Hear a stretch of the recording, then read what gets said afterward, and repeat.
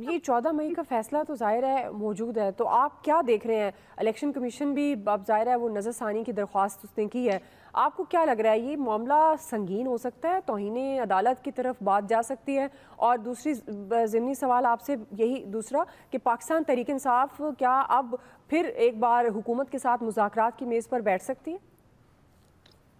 دیکھیے، تو حکومت اور پی ٹی آئی کو ہی پتہ ہوگا کہ دوبارہ مذاکرات کے لیے بیٹھیں گے نہیں بیٹھیں گے، یا پھر یہ معاملہ توہین عدالت کی طرف جائے گا۔ میں تو سمجھتا ہوں کہ آہستہ آہستہ ہمیں فاتحہ کے لیے ہاتھ اٹھانے چاہیے سپریم کورٹ کے حوالے سے، کیونکہ اس نظام کے تمام طاقتور عناصر یکجا ہو گئے ہیں سپریم کورٹ کے احکامات کو، ان احکامات کو جو کہ آئینی پروویژن پہ من و عن عمل کرنے سے متعلق ہے، اس کے اوپر وہ کافی اب ریلیکس ہو گئے ہیں۔ 14 مئی کا انہوں نے کہا ہے کہ ہمارا آرڈر فیلڈ میں ہے، لیکن اگر انہیں کچھ اور کہہ بھی دیا توہین عدالت کے حوالے سے، یا اسی 14 مئی کے حکم کے حوالے سے کچھ اور حکم دے دیا، تو سوال یہ ہے کہ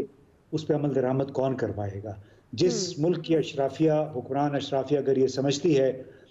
پروجیکٹ خود کو پریٹینڈ وہ اس طرح کر رہے ہیں کہ جیسے وہ آئین سے بالا تر ہیں، اور اگر آئین کے خلاف ورزی ہوتی ہے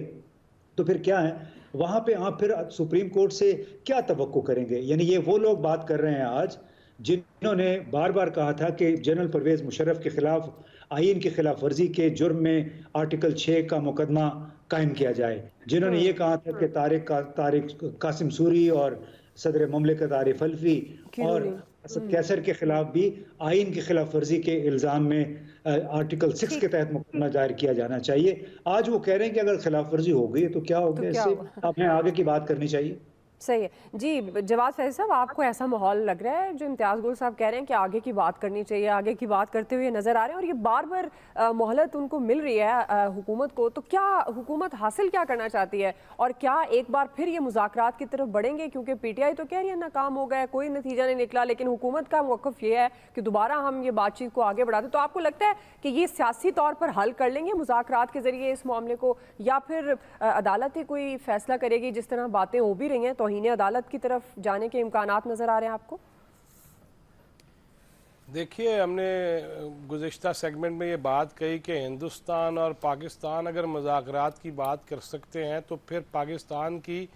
جو اندرونی صورتحال ہے اس میں سیاسی جماعتیں کیوں مذاکرات نہیں کر سکتی اور کیوں نہیں کرنے چاہیے؟ آخر کون سا ایسا مسئلہ ہے ان کے درمیان کہ میں نہ مانوں اور میں نے نہیں بیٹھنا؟ بالکل سب کو بیٹھنا چاہیے، مذاکرات کرنے چاہیے، کوئی حل نکالنا چاہیے۔ جہاں تک رہ گئی بات کہ فاتحہ کی، تو مسئلہ یہ ہے کہ حکومتی جو زعماء ہیں انہیں بھی تو یہ نظر آ رہا ہے نا کہ عدالت بلائے تو نہ جاؤ، پھر کی ہو گیا، اور پھر جائیں تو پھر جتھے لے کے جائیں، پھر بھی کچھ نہیں ہوتا، پھر جس عدالت میں جانا چاہیے وہاں نہیں پہنچنا، کہیں اور سے ضمانت لے لی جائے، پھر کی ہو گیا۔ سارا یہ پھر کیا ہو گیا اور پھر کی ہو گیا کے چکروں میں جب وہ بھی یہ دیکھیں گے کہ کون سی حکومتی اشرافیہ ہے اور کون سی ویسی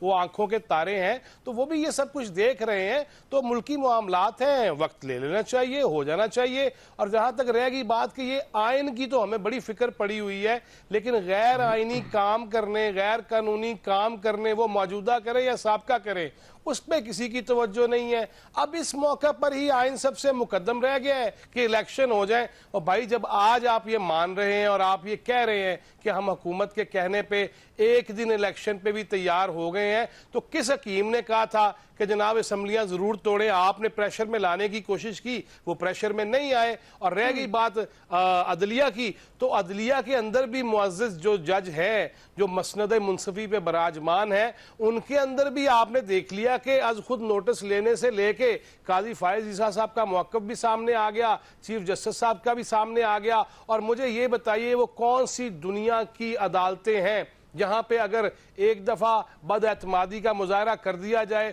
تو پھر بھی اڑ جایا جائے؟ آپ دوسروں کو موقع دے دیجئے۔ اب یہ تو پھر واضح ہو گیا نا کہ آڈیوز بھی آ گئیں، گفتگو بھی آ گئی، اور اس میں رشتہ داریاں بھی سامنے آ گئیں، پھر اس میں تجاویز بھی سامنے آ گئیں کہ نااہل کیسے کیا جاتا ہے، کس طرح کیا جانا ہے، ریفرنس کیا کیا ہے۔ 14 مئی کو الیکشن ہوگا پنجاب کا، क्योंकि वाजे कर दिया अदालत ने, वो नजरसानी अब नहीं हो सकता। अब कितने दिन रह गए हैं, अब इलेक्शन कमीशन का भी मौका बड़ा वाज़ेह आ गया, आईनी इदारा है, वो भी कहता है हमें मजबूर नहीं किया जा सकता, लिहाजा ये इलेक्शन मुझे तो बहरहाल नजर नहीं आ रहे और ना और क्या 14 कोई मई नया को हो ऑर्डर अब सकते हैं। आएगा, क्या होगा फिर, हालात किस तरफ जाएंगे? बिल्कुल नया ऑर्डर ही आना पड़ेगा, या फिर वही बात है कि अगर तौहीन अदालत लगती है तो उसके बाद भी वो इत्तेहादी हुकूमतें, वो जो जमातें हैं वो भी तैयार हैं, उनके पास भी इसका अल्टरनेट मौजूद है। अब देखिए कि इस वक्त तो बड़ी ज़ीरक अंदाज में सबको हुकूमत को भी, अपोजिशन को भी और मुअज़्ज़िज़ अदलिया को भी, सबको इस हवाले से बड़े ही वाज़ेह अंदाज में और मुल्क को सबसे अहम और मुकद्दम रख के अपनी ज़ात, रिश्तेदारियां और अपनी कुर्बतें और अपनी पसंद नापसंद नहीं, इस मुल्क को मुकद्दम रखेंगे तो मामला आगे बढ़ेगा। वरना फिर मैं भी यही कहता हूं कि मैं भी इम्तियाज़ गुल साहब के साथ हाथ उठा लेता हूं।